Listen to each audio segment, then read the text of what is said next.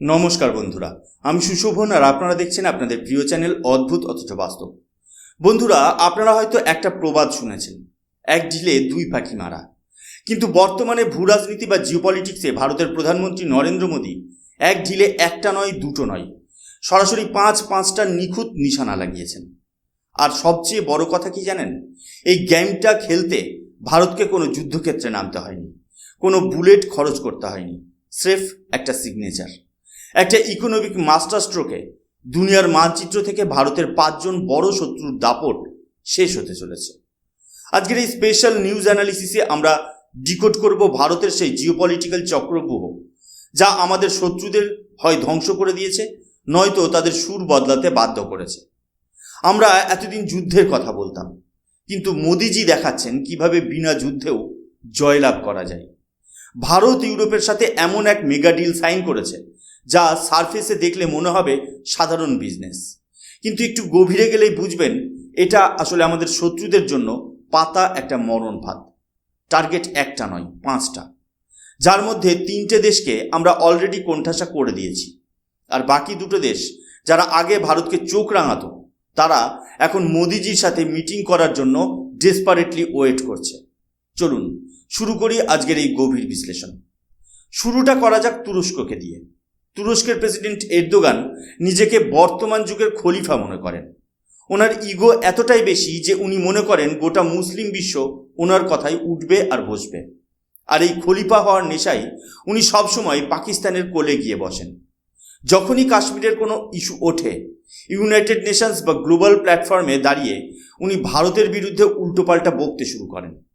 Erdogan সাহেব একটা কথা ভুলে গেছেন, যে আজকের যুগে ট্যাঙ্কের চেয়ে বড় শক্তি হলো ইকোনমিক্স। এবার আসল টেকনিক্যাল গেমটা বুঝুন। তুরস্কের সাথে ইউরোপীয় ইউনিয়নের একটা পুরনো চুক্তি আছে, যেটাকে বলা হয় কাস্টমস ইউনিয়ন এগ্রিমেন্ট। এটা অনেকটা আপনার বাড়ির পাশের একটা ক্লাবের মেম্বারশিপের মতো। যদি ইউরোপীয় ইউনিয়ন কারো সাথে কোনো নতুন বাণিজ্যিক চুক্তি করে, তবে সেই সুবিধা তুরস্ককেও দিতে হয়। ভারত ঠিক এই পয়েন্টটাকেই অস্ত্র হিসেবে ব্যবহার করেছে। ভারত ইউরোপের সাথে যে মেগা ডিল করেছে, তাতে ঠিক হয়েছে ভারতের তৈরি হাই কোয়ালিটি প্রোডাক্ট ইউরোপের বাজারে যাবে একদম জিরো ডিউটি বা জিরো ট্যাক্সে। এবার যেহেতু তুরস্ক কাস্টমস ইউনিয়নের পার্ট, তাই ওই একই ইন্ডিয়ান প্রোডাক্ট ইউরোপ হয়ে যখন তুরস্কের বাজারে ঢুকবে, সেখানেও তুরস্ক কোনো ট্যাক্স বসাতে পারবে না। সহজ উপমায় বলি, ধরুন আপনি আপনার দোকানের মালের ওপর ট্যাক্স বসিয়ে সেটা বিক্রি করছেন 100 টাকায়, আর ঠিক আপনার দোকানের পাশেই ভারত একদম সস্তায় আরও উন্নত মানের মাল নামিয়ে দিল 50 টাকায়, আর আপনি ট্যাক্স বসিয়ে সেই দাম বাড়াতেও পারছেন না। ফলাফল কী হবে? তুরস্কের লোকাল ফ্যাক্টরিগুলো ভারতের সস্তা আর ভালো মালের সামনে খড়কুটোর মতো উড়ে যাবে। ভারতের ম্যানুফ্যাকচারাররা তুরস্কের পুরো বাজার ফ্লাড করে দেবে। কিন্তু মজার টুইস্ট হলো এর রিভার্স গেম। তুরস্ক যদি ভারতে মাল পাঠাতে চায়, আমরা কিন্তু ওদের পুরো ট্যাক্স বা ট্যারিফ বসাবো। কেন? কারণ আমাদের চুক্তি ইউরোপের সাথে, তুরস্কের সাথে নয়। অর্থাৎ আমরা ওদের ঘরে ঢুকে ওদের ব্যবসা শেষ করে দেব, কিন্তু ওদের আমাদের মার্কেটে ঢুকতে দেব না। একেই বলে বিনা যুদ্ধে জেতা। এরদোগান সাহেব এখন ছটপট করছেন, কারণ তার নিজের দেশের ইন্ডাস্ট্রি ভারতের দাপিতে ক্রাশ হতে শুরু করেছে।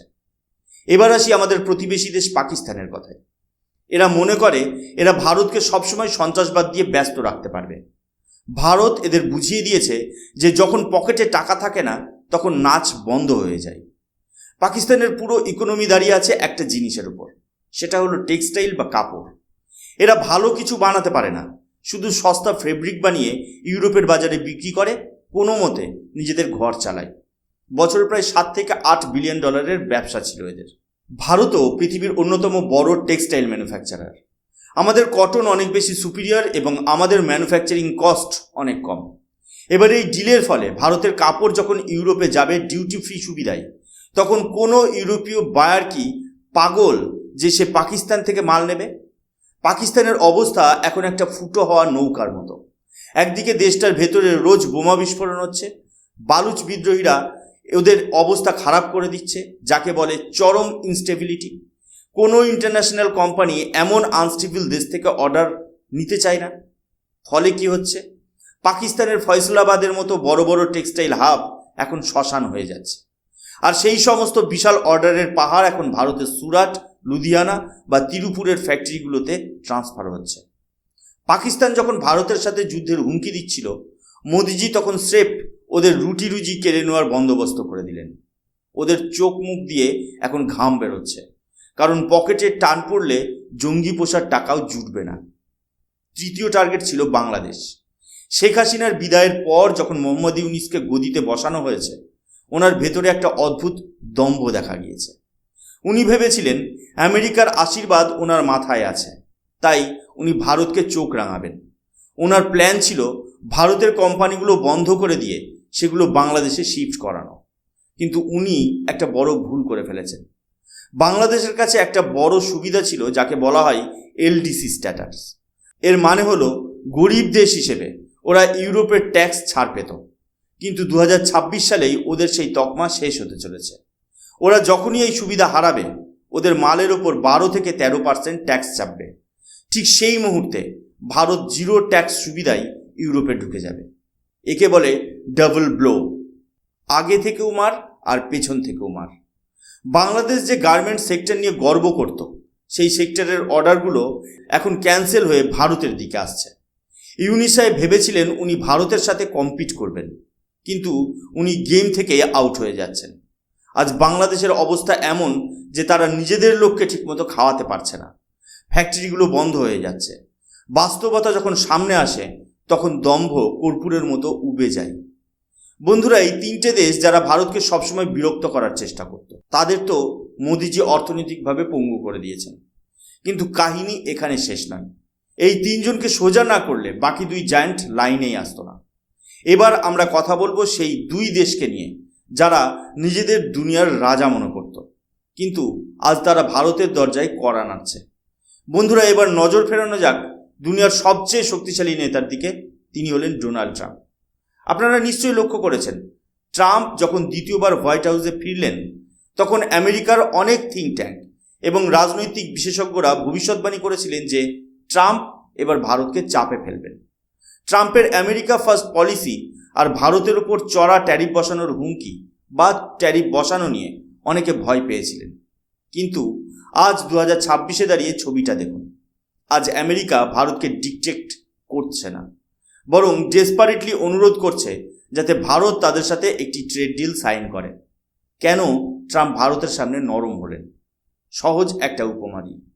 ধরুন বাজারে 5 জন বড় দোকানদার আছেন। তাদের মধ্যে আপনি যদি বাকি 4 জনের সাথে এমন বন্ধুত্ব করে ফেলেন যে 5 নম্বর দোকানদার একা হয়ে যায়, তখন সে নিজের অস্তিত্ব বাঁচানোর জন্য আপনার কাছে আসতে বাধ্য হবে। মোদিজি ঠিক এই কাজটাই করেছেন। ভারত কোনো একটা শক্তির উপর নির্ভর করে ব্রিটেন, অস্ট্রেলিয়া, নিউজিল্যান্ড, ইউএই এবং এখন ইউরোপীয় ইউনিয়নের সাথে এমন সব mega free trade agreement sign করে ফেলেছে যে আমেরিকা ভয় পাচ্ছে তারা হয়তো ভারতের বিশাল মার্কেট থেকে ছিটকে যাবে। আজ আমেরিকার সেনেটররা খোলাখুলি বলছেন যে চীনকে একা হ্যান্ডেল করা আমেরিকার পক্ষে অসম্ভব। তাদের এমন একটা পার্টনার চাই যার ম্যানুফ্যাকচারিং ক্ষমতা আছে এবং যার বিশাল সৈন্যবাহিনী আছে, আর সেই দেশটি হলো ভারত। তাই আজ জয়শঙ্করজিকে বারবার আমেরিকায় ডাকা হচ্ছে। ট্রাম্প যে ভারতকে আগে ট্যারিফ কিং বলে কটাক্ষ করতেন, আজ তিনিই ভারতের সাথে পার্টনারশিপ করার জন্য উন্মুখ। মোদিজি ট্রাম্পকে সেই জায়গায় নিয়ে এসেছেন যেখানে ট্রাম্প বুঝতে পেরেছেন ভারতকে সাথে না রাখলে আমেরিকার গ্লোবাল ইকোনমিতে কোনো ভবিষ্যৎ নেই। একেই বলে ইকোনমিক ডিপ্লোমেসি। এবার আসি আমাদের তালিকায় থাকা 5ম দেশের কথায়, কানাডা। বন্ধুরা, আপনারা জানেন যে গত বছরগুলোতে জাস্টিন ট্রুডোর জামানায় কানাডা ভারতের বিরুদ্ধে একের পর এক ভিত্তিহীন অভিযোগ এনে সম্পর্ক তলানিতে নিয়ে গিয়েছিল। কিন্তু 2026-এ এসে কানাডার রাজনীতিতে বড় পরিবর্তন ঘটেছে। জাস্টিন ট্রুডো এখন ইতিহাস, আর কানাডার নতুন প্রধানমন্ত্রী হিসেবে দায়িত্ব নিয়েছেন মার্ক কার্নি। মার্ক কার্নি একজন ঝানু অর্থনীতিবিদ। তিনি ভালোই বোঝেন যে ভারতের সাথে শত্রুতা করে কানাডার ইকোনমিকে বাঁচানো সম্ভব নয়। ট্রুডোর রেখে যাওয়া ভাঙাচোরা ইকোনমি আর কূটনৈতিক ব্যর্থতার বোঝা এখন মার্ক কার্নির কাঁধে। একদিকে ডোনাল্ড ট্রাম্প ঘোষণা করে দিয়েছেন যে কানাডা আসলে আমেরিকার 51 নম্বর স্টেট হয়ে গেছে, অর্থাৎ আমেরিকার করা ট্যারিফ আর ইকোনমিক পলিসির চাপে আজ কানাডা দিশেহারা। ঠিক এই মুহূর্তে তারা দেখছে যে ভারতের বিশাল বাজার ছাড়া তাদের বাঁচার আর কোনো পথ নেই। মার্ক কার্নি প্রধানমন্ত্রী হওয়ার পর থেকেই ভারতের প্রতি সুর নরম করতে শুরু করেছেন। আগে ভারত যে ডিপ্লোম্যাটকে সাউথ ব্লক থেকে সির্ফ 2 মিনিটের নোটিশে ঘাড় ধাক্কা দিয়ে বের করে দিয়েছিল, আজ সেই একই কানাডার বর্তমান সরকার ভারতের কাছে তদবির করছে, প্লিজ আমাদের সাথে একটা ট্রেড ডিল সাইন করুন। কেন জানেন? কারণ কানাডার মানুষদের এখন আর ট্রুডোর মতো ফাঁকা লেকচার নয়, বরং মার্ক কার্নির হাত ধরে নতুন ইনভেস্টমেন্ট আর চাকরি চাই। আর ভারতের বিশাল মিডল ক্লাস মার্কেট ছাড়া কানাডার কোনো বড় ইনভেস্টমেন্ট আসার জায়গা নেই। মোদিজি বুঝিয়ে দিয়েছেন যে ভারতের সার্বভৌমত্বের উপর আঘাত করলে ভারত চুপ করে থাকে না। আজ মার্ক কার্নি নিজের দেশের ইকোনমি বাঁচাতে ভারতের দরজায় কড়া নাড়ছেন। যে দেশটা একসময় ভারতের বিরুদ্ধে লিডারশিপ নিতে চেয়েছিল, আজ তারা ভারতের ইকোনমিক ট্র্যাপে এমনভাবে ফেসেছে যে তাদের অস্তিত্ব রক্ষা করাই দায় হয়ে পড়েছে। বন্ধুরা, এই 5টা দেশের বাইরেও মোদিজি একটা মাস্টার স্ট্রোক খেলেছেন, যা নিয়ে খুব কম আলোচনা হয়। সেটা হলো সৌদি আরব এবং পাকিস্তানের সম্পর্ক ছিন্ন করা। পাকিস্তান সবসময় ভাবত যে সৌদি আরব তাদের বিপদে সাহায্য করবে। পাকিস্তান আর সৌদি আরবের মধ্যে একটা ডিফেন্স ডিল ছিল যে পাকিস্তানের ওপর হামলা হলে সেটা সৌদির ওপর হামলা বলে গণ্য হবে। মোদিজি কি করলেন? যেদিন এই ডিল হলো তার ঠিক পরের দিন ভারত সৌদি আরবের সাথে একটা কাউন্টার টেররিজম এগ্রিমেন্ট সাইন করে ফেলল। সহজ ভাষায় এর মানে হলো সৌদি আরব পাকিস্তানকে বলল, তোমাদের সৈন্যদের আমরা আমাদের প্রাসাদের পাহারাদার হিসেবে রাখব, কিন্তু তোমরা যদি ভারতের বিরুদ্ধে কোনো জঙ্গি পাঠাও তবে আমরা তোমাদের সাপোর্ট করব না। অপারেশন সিন্দুরের সময় আমরা যখন পাকিস্তানের ভেতরে ঢুকে জঙ্গিদের ঠুকে দিয়ে এলাম, তখন সৌদি আরব একটাও টু শব্দ করেনি। কেন? কারণ মোদিজি আগেই তাদের সাথে এমন ইকোনমিক আর সিকিউরিটি ডিল করে রেখেছিলেন যে তারা পাকিস্তানের জন্য ভারতের সাথে সম্পর্ক নষ্ট করতে চাইবে না। আজ পাকিস্তান একা হয়ে গেছে। তাদের প্রধানমন্ত্রী শাহবাজ শরীফ যখন সারা বিশ্বে ভিক্ষার ঝুলি নিয়ে ঘোরেন, তখন তাকেও মানতে হয় যে ভারতের দাপট আজ কোথায় পৌঁছেছে। বন্ধুরা, এই যে 5টা নিশানার কথা বললাম, তুরস্ক, পাকিস্তান, বাংলাদেশ, আমেরিকা আর কানাডা, এরা তো শুধু শুরু। মোদিজির পলিসি খুব ক্লিয়ার, যুদ্ধ না করেই শত্রুকে নিঃস্ব করে দেওয়া। যখন আপনি আপনার শত্রুর পকেট খালি করে দেবেন, তখন তার বন্দুক কেনার পয়সা থাকবে না। ভারত আজ ঠিক সেই কাজটাই করছে। বন্ধুরা, ভিডিওর শুরুতে আমি বলেছিলাম 5টা শত্রুর কথা। 2026 সাল নাগাদ এই 5টা দেশের অবস্থান কি হবে তা একবার ভেবে দেখুন। পাকিস্তান কার্যত দেউলিয়া এবং ভারতের কাছে সারেন্ডার করার অপেক্ষায়। তুরস্ক ভারতের ইকোনমিক ট্র্যাপে পড়ে নিজেদের লোকাল মার্কেট হারিয়ে ফেলেছে। বাংলাদেশ রাজনৈতিক অস্থিরতা আর ইকোনমিক ক্র্যাশের মুখে ভারতের সাহায্য ছাড়া তাদের বাঁচার উপায় নেই। কানাডা জাস্টিন ট্রুডো ইতিহাস হয়ে গিয়েছেন এবং এখন তারা ভারতের সাথে ট্রেড ডিলের জন্য ভিক্ষা চাইছে। আর সবশেষে আমেরিকা, যারা একসময় ভারতকে ডিকটেট করত, আজ তারা ভারতকে ইকুয়াল পার্টনার হিসেবে সম্মান দিচ্ছে। এই পরিবর্তন কি এমনি এমনি হয়েছে? না, এর পেছনে আছে ভারতের বর্তমান লিডারশিপের ওপর ভারত মায়ের আশীর্বাদ এবং ভারতের 140 কোটি মানুষের পরিশ্রম। আমরা কোনো রক্তপাত ছাড়াই দুনিয়ার অর্ডার চেঞ্জ করে দিয়েছি। ভারত আজ কোনো চাপের মুখে মাথা নত করে না। জয়শঙ্করজি যখন বিদেশে গিয়ে সোজাসাপটা ভাষায় কথা বলেন, তখন সারা বিশ্ব স্তম্ভিত হয়ে যায়, কারণ তারা এক নতুন ভারতকে দেখছে। আজ সৌদি আরব থেকে শুরু করে আরব দুনিয়া পর্যন্ত বুঝে গেছে যে আগামী ভবিষ্যৎ ভারতের। যারা হিন্দুত্বের বিরোধিতা করে রাজনীতি করতে চেয়েছিল, আজ তারা ইতিহাসের পাতায় হারিয়ে যাচ্ছে। আর যারা ভারতের সাথে হাত মিলিয়ে চলছে, তারাই টিকে থাকছে। বন্ধুরা, আজকের এই পুরো আলোচনা থেকে একটা কথা পরিষ্কার, ভারত আজ আর কারো দয়ার উপর নির্ভরশীল নয়। আমরা আমাদের নিজেদের ভাগ্য নিজেরা লিখছি। মোদিজির এই জিওপলিটিক্যাল মাস্টার স্ট্রোক আমাদের এক অনন্য উচ্চতায় নিয়ে গেছে।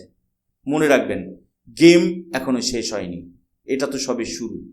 আগামী কয়েক বছরে ভারত শুধু সুপার পাওয়ার হবে না, ভারত হবে বিশ্বগুরু। আপনারা কি মনে করেন, মোদিজির এই 5টি নিশানা কি সফল হয়েছে? পাকিস্তান আর তুরস্কের এই পতন কি অবশ্যম্ভাবী ছিল? আপনাদের মতামত কমেন্ট বক্সে অবশ্যই জানান। আর ভিডিওটি ভালো লাগলে প্রচুর পরিমাণে শেয়ার করুন, যাতে প্রত্যেক ভারতীয় জানতে পারে আমাদের দেশ আজ কতটা শক্তিশালী। আমি সুশোভন আজকের মতো বিদায় নিচ্ছি। দেখা হবে পরবর্তী কোনো ইনফরমেটিভ এবং এক্সক্লুসিভ নিউজ অ্যানালিসিসে। মনে রাখবেন, যা দেখছেন তা হয়তো অদ্ভুত, কিন্তু এটাই বাস্তব। জয় হিন্দ, বন্দে মাতরম, ভারত মাতা কি জয়।